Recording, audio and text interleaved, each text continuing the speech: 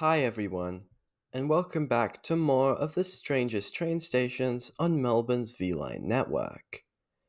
This video will only be covering stations within the V-Line Mikey zone, as these lines all have frequencies at least hourly or better, instead of like 3 trains a day on long distance services. Sorry to all 3 Dinghy residents. If you like these videos, please consider subscribing since it really helps out my channel, and without further ado, let's get into it.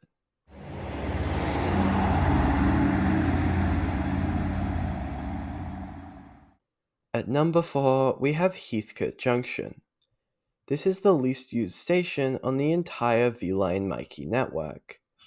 The main reason for this is its strange location, being less than 2 kilometers from Wandong, which serves the main area of the same town. This is the closest distance between 2 V-Line stations on the entire network. I will admit that these 2 towns are technically separate, but since they're directly next to each other and Heathcote Junction has no discernible businesses, I think it's safe to say they function as one and the same. Both of these places together only have about 1,000 residents, and most of those residents just use Wandong. Heathcote Junction itself is a quiet station, with just one small entrance from the aptly named Rail Street.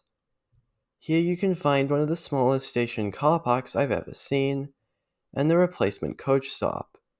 The only way to get to the platforms is across this pedestrian crossing, which takes you over the standard gauge track used by Albury Line trains and trains to Sydney, which run express to the east of the station. You then reach the platforms for city-bound and Seymour-bound trains. Platform 1 is actually one of the shortest platforms on the V-Line network, and often is too short for the whole train to fit, meaning only the front doors can be opened. Platform 2, however, is much longer, which makes sense as this is the platform most people will be getting off at, so having all the doors open here is much more important.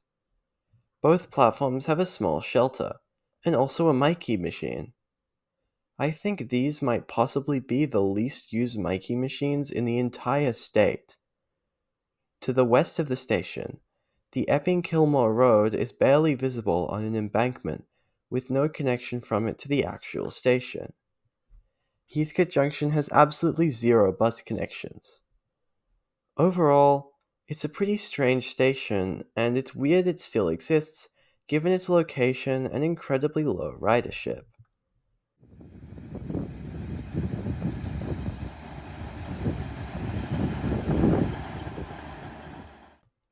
At number 3 on this list, we have Clarkfield.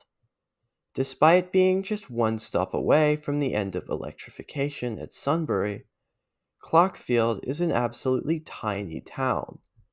It's basically just this street, and that's it.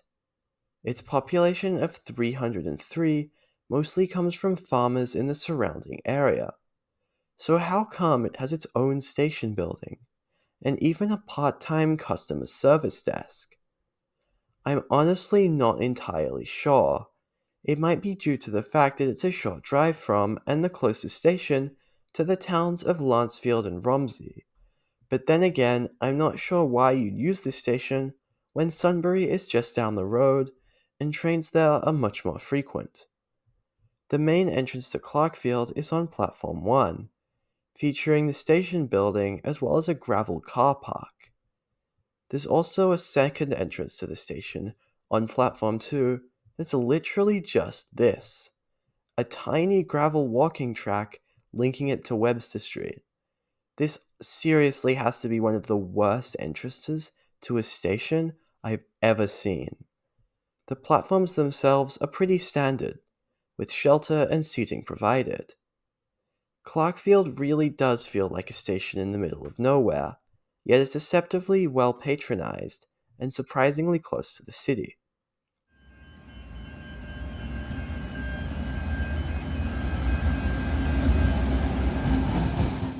At number 2, we have South Geelong.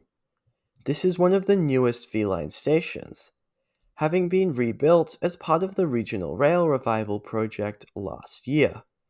which involved upgrading the Geelong line to double track for much of its length, and increasing weekend frequencies to every 20 minutes.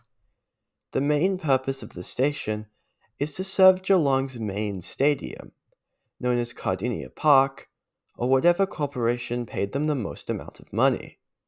The stadium is a short walk from the platforms, and the station gets very busy whenever a footy match is on. Even when there isn't a game on, the station is still surprisingly packed. There's an air-conditioned waiting room on Platform 1, with one of the busiest customer service desks I've ever seen.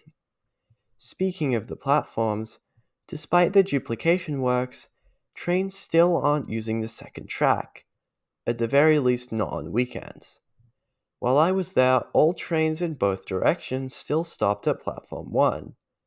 Platform 2 is a sign that basically says you need to check the displays.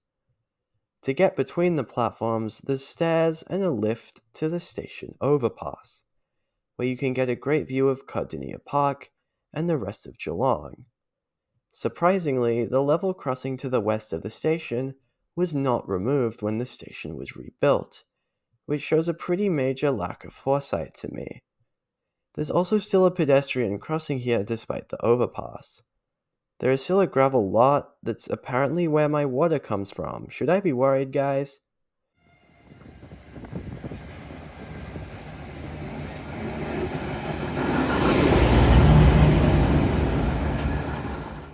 At number 1, we have North Shore on the Geelong line.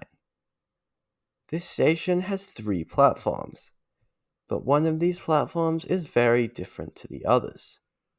Platform 1 and 2 serve V-Line trains running every 20 minutes between Melbourne and Geelong, whereas the tiny Platform 3 over to the side serves trains that run to Adelaide. The Overland train runs between Melbourne and Adelaide just twice a week, on a journey that takes 10.5 hours. The train doesn't go to Geelong Station, so this is the only part of the city it serves.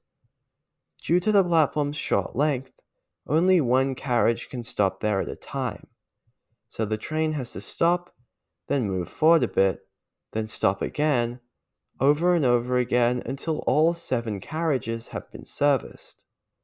No wonder this train is so slow. The platform itself has a timetable showing the departure times of trains to Melbourne and Adelaide, which, again, they don't come very often.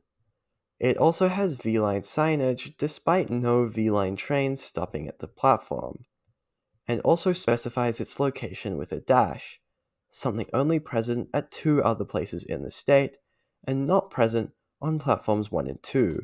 These signs just say North Shore. The other platforms are in an island layout, with a few shelters and information displays. The station even comes with a free lemon. The only form of access is once again this pedestrian crossing that leads out to this car park, where you can also find a bus connection. Platform 3 is a completely separate entrance on the other side of the car park. It's also worth mentioning that North Shore is the closest station to the Spirit of Tasmania cruise ship terminal, although this is still a long walk.